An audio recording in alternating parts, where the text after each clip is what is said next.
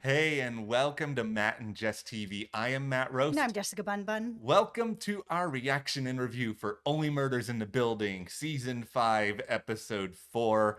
Who's ready for another question, this time related to a finger? 2 fingers. I mean, there were some of you guys in the comments that were talking about the possibility that there could be multiple fingers floating around. We had thought maybe it's possible as well. And that's what it's looking like. This finger is not Jay the Billionaire's. Okay, I'll be honest from the get-go. It's like, I thought this was possible, but I'll admit, I didn't seriously, entertain it in my core until this episode, because I was just sitting back and being like, what are the odds that multiple people associated with high-level New York society are going to lose their finger in just a matter of days? Listen, I'm still on the page that he gambled away his finger. He's embarrassed about it. He doesn't want to talk about it. Yeah. Is it possible that the cleaver that was found in Nikki cut off the fingers? I think so. This is the thing. It's just because we're dealing now with multiple fingers, it does not mean that we don't have a single perpetrator. It's just there might still be just one person responsible. This doesn't have to change that. Yeah, just because this isn't Nikki's finger doesn't mean that Nikki didn't have something to do with it, and that maybe, I don't know, maybe the billionaires are involved. I mean, they are being introduced pretty early on, and we normally do get to have the murderer kind of out there early on, but we did get this big episode with them, and typically the murderer doesn't get that until episode 7 or 8. Yeah, I feel like the murderer in this case is really, really shrouded in mystery, to the point where I still feel like we've probably met them, but coming out of this episode, I'm actually more wondering, okay, well, maybe we haven't, and I think there is one very simple reason for that. Yep. We will get into it and a whole lot more, but before we do, be sure to hit that subscribe button, because we are here every single week with multiple videos all about Only Murders in the Building. We have reviews, previews, theories, a whole avalanche of good stuff. We love putting on our tinfoil hats and discussing all this stuff with you guys. Absolutely. And Gen V is coming up. If you are a fan of The Boys, Gen V, and that whole universe, so are we. We're going to be covering Gen V here this season's coming up this week. So hit that subscribe button and stick with us. And if you want even more Only Murders in the Building discussion with us, we have chat, we have polls, all going on over at our Patreon, and I'll leave a link for you below. Thank you guys so much for your support. It really does mean the world to Yes. us. Okay, so let's just go further into Fingergate for a moment here, because the end reveal of this episode is it coming out that it's okay, the finger that we've got, this is not actually Jay's. It feels like, okay, there's something more that's going on here. So here's what I did. I put on my Sherlock cap and got my magnifying glass out. I went back and looked at some of the prior episodes, because I was like, okay, is there a character that's sort of hiding their finger from the camera? So it's just we can't actually see whether or not they lost one. Yeah, that's the biggest thing right now. They're not going to show us that they're missing a finger, but they might show us that they're hiding their hands. Okay, so here's what I have found, and it's bad news for everyone out there. So, okay, I looked at Sophia, both fingers. I went and I looked at the mayor, both fingers. He's shaking everybody's hands. I tried to look at all of Sophia's sons, because we did this theory video about suspects this past week, and we had a lot of Sophia and Nikki's sons on there. It's kind of hard because that scene is really chaotic, because, the sons are doing their whole shtick, but it feels like we saw a lot of hands, and I did not see any missing fingers among that group. Yeah. So with all of this in mind, okay, is the show really going to pull off some trickery here? And maybe it's one of the sons that was just obscured by a camera frame. Is it Randall and we're not noticing because Randall was wearing those white gloves? But it feels like underneath those white gloves, his fingers look fine. There's no like evidence that there's something weird going on. You never know. I mean, we did just cover Handmaid's Tale, and Serena Joy's been missing a finger for a long time, and she's had like a glove over where her finger should be. I had completely forgotten about that until this very Yeah, second. so I mean, it's possible, like, really, yeah, looking at people who are wearing gloves, I mean, that could be hiding a missing finger. Okay, so I think here's the real other interesting question. Like, regardless of who the other person is with a missing finger at this point, it's like, okay, so it's not Jay, and yet we're at this point in the show where Jay, Bash, and Camilla, they are so desperate to try to protect anything related to themselves that we get this big reveal at the end of this episode that it's like they're buying enough shares in the podcast company so they can't even talk about them. Like,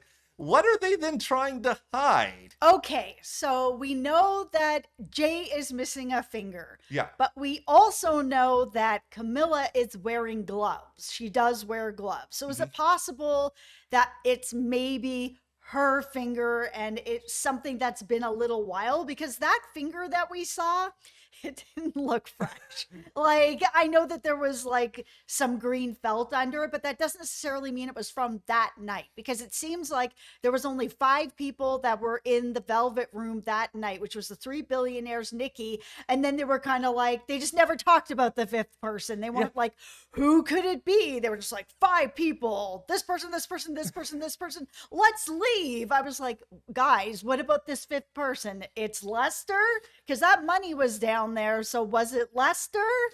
Was it the murderer? Well, that's the thing. It's like you could make a case for Lester. Maybe he's breaking people down there. You could make a case that it is the murderer, that it's someone that they just want to hide their allegiance to on some level. Like, to go along, though, with the theory you're presenting that that finger did not look altogether fresh. No. We already know that there is some sort of refrigeration system that, you know, the big bad for this season is using because they managed to hide Nikki's body for a little while. Like, they could have conceivably had that there for, I don't know, a decent amount of time. Yeah, that's the thing, is that a refrigeration system has been mentioned. The finger was found on ice with the shrimp refrigeration, again, sort of thing. So I'm like, okay, so who is it? Is it Vance Refrigeration? Is that what's going on here? Bob Vance, Vance Refrigeration? If only. I know. Yeah, But it is starting to feel like maybe there was some sort of, I don't know, rivalry back and forth with the refrigeration company and the dry cleaning company. Who knows? I think that what we're sort of seeing is we're witnessing a battle here between like old money and new money. And it feels like the advantage that new money has is that they can basically do what we saw these billionaires do at the end of this episode, is that they can solve whatever problem they can with money, versus the people who have been around for a while that maybe their wealth is diminishing, like other than the Godfather house, like what did Nikki and his family have going for them at this point, where we could be seeing sort of the old money group here just trying to come up with creative ways to disguise some of what they're doing. They can't compete on a financial level. So if there is some sort of rivalry at the core of this season, or if there is an instance where some of this old money is trying to get at the billionaires, the idea of, okay, well, we're going to refrigerate, let's just say Camilla's finger here, if she really lost one, as sort of a collateral, because it's just, this is the one thing that the billionaires can't afford to lose, and that's PR, and to have people questioning them, because then if that affects their shareholders and like that affects money, like you can't just take money away from them like directly because they have so much. Yeah, it very well might be just that fight between mob money and new money, and that maybe the mob money, Nikki and the family and the other family that seemingly they're, you know, trying to frame, could all be coming out of the billionaires. That maybe these two families were deciding, you know what, we've been pushed back. We used to be in the limelight. We used to be controlling the city. That's not happening anymore. Let's get these billionaires down here for a special game, and we'll try to take care of them. And maybe it went awry, and that 5th person that was there decided to do something about it, whether it's someone from the mob family or the other family or somebody else. And maybe the billionaires are like, okay, we didn't actually kill him, but maybe this is an opportunity where we can, you know, frame this other family that they did this to Nikki, and then they'll be over here being crime and we'll be over here doing other things. But because it's very specifically fingers, and that's even been brought up on the show as like, oh, that's a mob thing to do, start chopping off fingers, that maybe that was something that was happening down there. Maybe Camilla lost hers, Jay lost his, and then it all went sideways and they were like, okay, now we have this situation, let's pay the police, we'll get them to frame this person, that person, put him over here in the dry cleaners, and it's all fixed, put our fingers on ice and we'll get them sewn back on. Well, that is the thing here. If you have someone in particular that is very involved in the medical industry like Jay, you'd think there's probably going to be some good contacts. If they do, get a hold of fingers, they can reattach everything. Nobody's ever going to be the wiser with this technology, right? Okay, who do you think is the fifth person that was there that night? Because they didn't say. It felt like it could have been Lester because that envelope with the bloody money, whatever, was found down there. But it doesn't necessarily mean that it was him and that he was actually down there the whole time. He may have come down, was like, hey, I'm giving you his money back. I'm done. I'm out, whatever. And he saw something. And that was part of it, that there were 5 people down there and he isn't it. Okay. I think it's the mayor. This is where I'm landing on it right now, is that I think powerful money. I think this season's a lot about money and power. And with the mayor, we're talking specifically about power, because he doesn't have the money as far as we know. I feel like it would have been mentioned that, Keegan-Michael Key's character's just like rolling with millions all the time, but he has something that these billionaires do not have, and that's sort of the ability to just upfront influence things that are going on in the city. Now they, with all the money, they have the ability to make sure that this upcoming election swings in his favor. And so I could see there being some sort of trade of favors that are going on between all of them. And I could see him having an allegiance with the old mob that sort of allows a lot of this to happen. Now, what I do think you're saying, though, about Lester being down there, maybe he is bringing the money, like you said, and maybe he does end up hearing too much, then that could take and kind of put this whole chain of events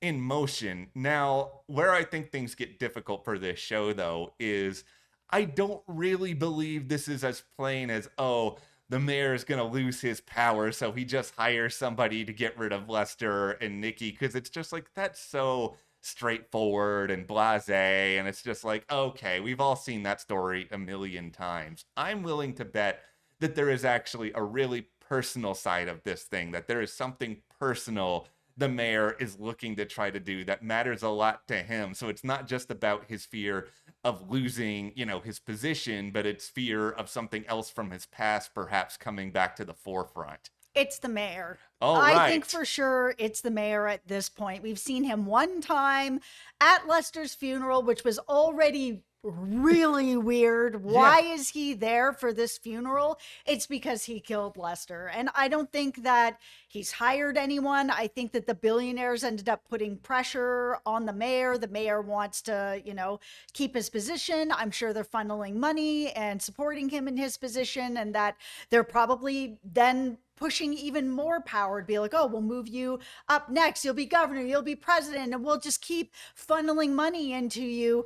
But we have to deal with this mob problem, because if we don't deal with the mob problem, us, the billionaires, are going to always have this sort of little tick that's in our shoulder that we have to get rid of. So we need you to take care of Nikki. We're going to have this private game. You'll take care of Nikki. We'll blame it on this other family. We've got the money to pay off the cops, but you have the power to be able to deal with those cops. So we'll all do that together, but we need you to do it. And the reason that they would want that is so that they can continue to have actual power over him, to have that information that he has killed this person. And that way he is the puppet, and he will be the puppet all the way to president. That is 1,000,000%. I cannot agree with you more on that, because it's just it's the mayor. For starters, like the idea of the mayor hiring someone else to do it, like that's just not fun. Like that's not what this show ultimately is. And the billionaires can hire somebody to do it. They don't need the mayor for that. No, this has to be a very, very specific thing. And I think beyond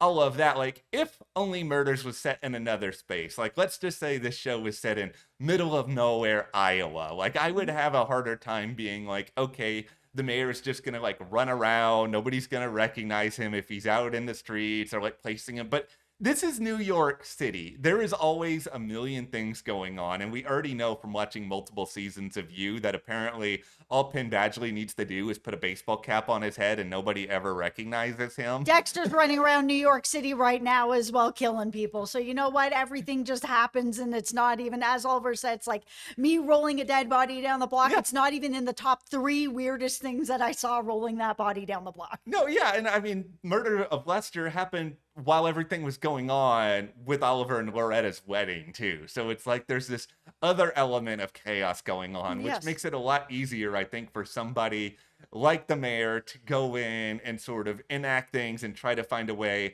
to make everything happen so that he succeeds in his goal while still having these other people dangling something just ahead of him that he can't really get out of. Here's the thing. I think these fingers, they're just a giant distraction. Like, I think that they are part of it in a way, but I do not think that these fingers belong to the person who has murdered anyone, because I think it's the mayor. Yeah, that would make a lot of sense. Like, that's quintessential Only Murders in a way. It absolutely is, because Only Murders, if they're sticking with the formula, and I mean, they have for 4 seasons now, they'll show you who the murderer is, whether it's a Poppy or whoever, really Cliff, really early on, and then nothing for episodes. And we're already there. We've seen him like one time at Lester's funeral, which was super weird, and nothing. And now we're in episode 4 and he's a ghost. Yeah, and I think what makes him really just fun and fascinating as a suspect is we've already seen basically how compromised every institution in New York is on this show at this point. We've got these billionaires who are willing to buy up things to ensure that the trio just gets stuck in the mud. We've seen already this season police officers who aren't really that invested in trying to solve the crimes. And, you know, if the mayor or the billionaires have paid off other people, like, this is going to be the hardest case for the trio to solve, because it's like, even if they do get the answers, it's kind of impossible to prove unless they can actually get some other people on side. Yeah, I mean, we saw the trio having this conversation with the 3 billionaires who have come over. They all got their stories together. They all lied the exact same story, and then got them into this, you know, like a Spotify, Wonderfy or whatever, but they all bought shares in it to be able to silence them for 3 years. That's like, oh, well, you've signed this contract now, so now you can't talk about these billionaires at all. And I don't think that they have actually killed anybody, but they definitely have dirty hands in this. Well, yeah, I think that's really where I'm coming out of this episode too. It's just like, the idea of these 3 doing it directly, I think they're all too smart to do something like that. I think agreed. They'll just pay somebody to do something that dirty. They can leverage whatever to make sure somebody else has it, but they care about the reputations, because that's not even so much about money. It's just like the 3 of them really do seem to care about the way in which they're presented to society. And I think we got a really good example of that just within the first 5 minutes of this episode, where we have Bash, who's sort of giving this TED talk. We see Camilla sitting down for an interview. Jay sort of curating his social media so that he's hanging out with his dog and not actually going to get the ball. But it's just, they really clearly have an image they're trying to maintain, and they don't want anything to tarnish that, because they want everybody to think that they're heroes. Absolutely. So it wasn't too much of a surprise for me that they ended up getting the podcasters under their wing, where they control what they say and what they can't say, and they control it for 3 years. Now, I don't think that it's a coincidence that the 5 sons of Nikki are also podcasters. I think that is going to come back into play again, because Nikki is dead, right? Yeah. So I think that if the sons also start to kind of figure things out, we're going to see those sons again. I don't think that they were there for a one-off joke. I think that there's going to be something else as well, that we are going to find out that they are now all of a sudden under Wonderfy as well. Yeah, it's sort of this, we, the billionaires, we can make your dreams come true. Right. We can do all of these elaborate things, and it's just sort of, you avoid the fine print and you make sure they don't look at that part of it. It is really weird, though, that they made a whole movie about the trio and they didn't end up getting any sort of like wondify or any type of deal out of it. That's really strange to me when they were kind of like, yeah, nobody's knocking down our door, but they made a whole movie about me with Eugene Levy. Like, it feels kind of weird that their fame isn't growing after having a movie with some pretty big stars in it about their life. Listen, we just have to just grab a ladder so we can climb out of the massive plot hole that is currently last season of the show, because it's just this Only Murders pattern is like they really, unless it's a guest star, like they obviously want you to remember guest stars, but they never really seem to be that invested in having us remember like that many specifics as to what happened with the trio the season before. It's just sort of like, that movie will get done whenever it gets done. You know, we're not going to give you a sense of a release date or anything with that at this point. Yeah, I mean, they even brought that up, the movie, where I was Yeah. just like, yeah, that's true. Like, how is it that you guys have solved this many murders in the building and your podcast is not more popular? It's popular enough to have a Hollywood movie, but not popular enough to get like a Spotify deal. I was just like, okay. Okay, I'm going to put on a tinfoil hat here as I talk about another person who might be connected to all of All this. right. And I'm saying this because I actually want her story to mean something. Otherwise, I'm just going to be annoyed the entire season. And that is Thea. So we see this conversation with Thea and Mabel in this episode where, you know, Thea's coming in and pushing Mabel's buttons. And this sort of leads to Mabel like overstepping everything and acting like they got all this stuff going on. And I'm sort of sitting back and being like, okay, is Thea on these billionaires' payroll in a way where she's clearly successful, but it's like, have they given her extra incentive to come to this building in some way and antagonize Mabel and just sort of like put the wheels in motion to make sure Mabel lands in this place with Wondify and all of that?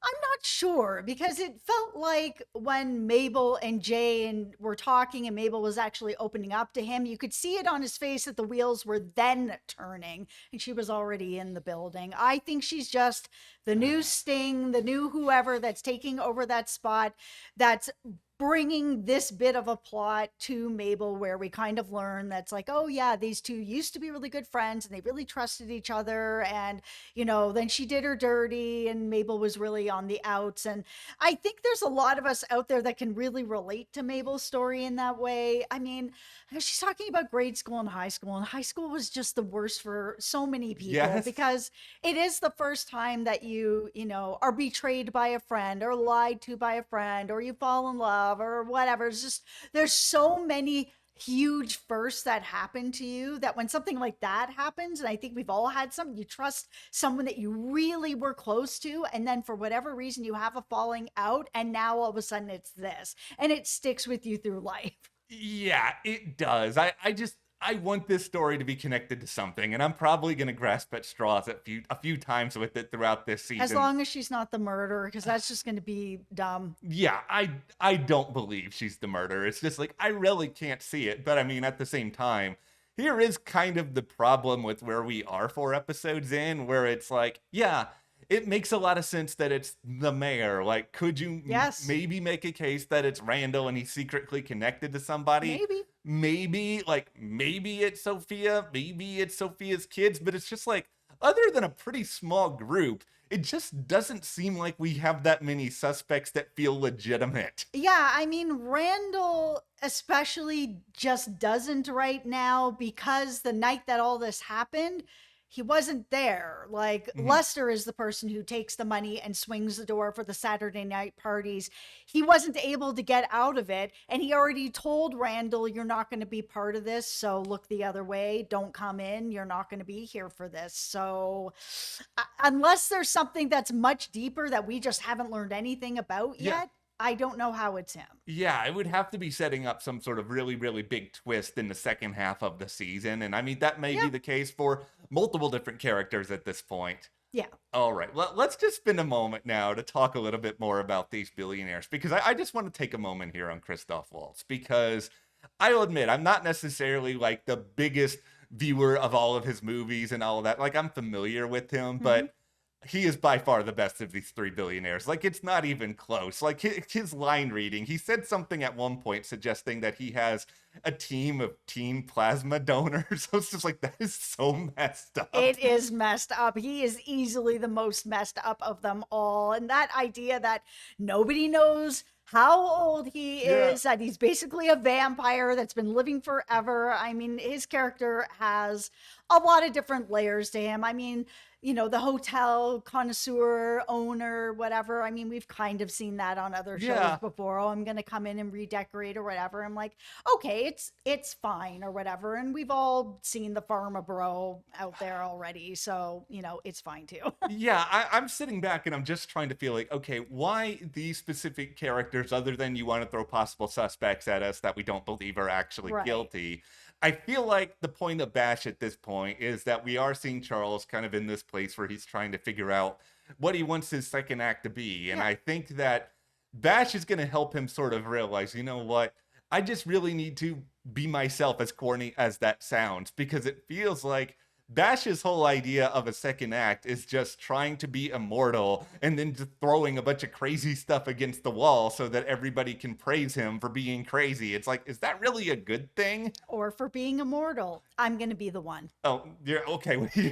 Are you going to follow the Bash roadmap then, which includes like millions of very strange procedures? That's right. I'm not going to die. I'm not interested in that at all. I'll be the one.